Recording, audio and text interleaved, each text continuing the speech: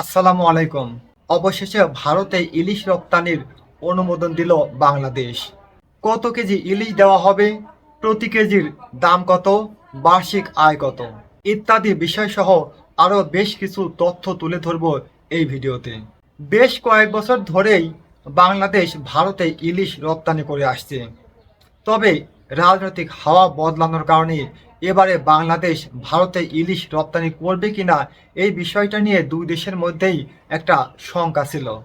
অবশেষে শঙ্কা কাটিয়ে ভারতে ইলিশ রপ্তানির অনুমোদন দিল বাংলাদেশ। চলুন হিসাব নিকাশ জেনে নিই।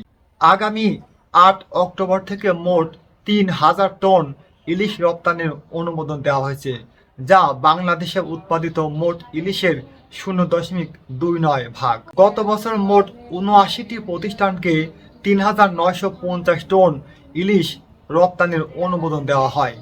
তবে বেনাপোল এবং আখাউড়া বন্দর দিয়ে বাংলাদেশ থেকে মোট ৮০২ টন ইলিশ ভারতে পাঠানো হয়।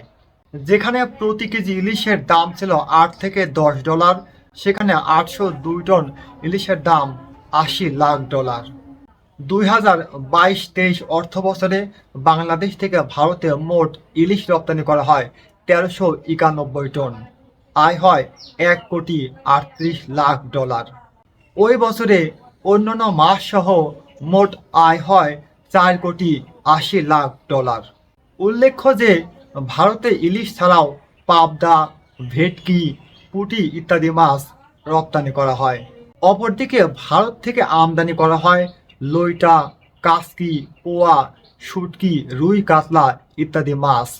২০২২-২৩ অর্থ বছরে ভারত থেকে আমদানিকৃত মোট মাছের দাম $৩,৫৫,০০,০০০।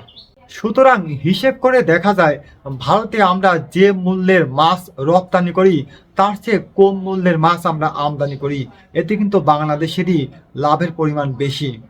তবে এর আগ পর্যন্ত বাংলাদেশ ভারতকে কেজি প্রতি $৮ থেকে $১০ মূল্যে ইলিশ মাছ দিত। এবার কিন্তু তা দেওয়া সম্ভব হবে না, কেননা এবার বাংলাদেশেই ১ কেজি ওজনের ইলিশ মাছের দাম ১৩০০ থেকে ১৪০০ টাকা এবং ৮০০ গ্রাম পর্যন্ত ইলিশ মাছের দাম ১১০০ টাকা। সুতরাং ভারতকে এবার মোটামুটি চড়া মূল্যেই ইলিশ মাছ কিনতে হচ্ছে।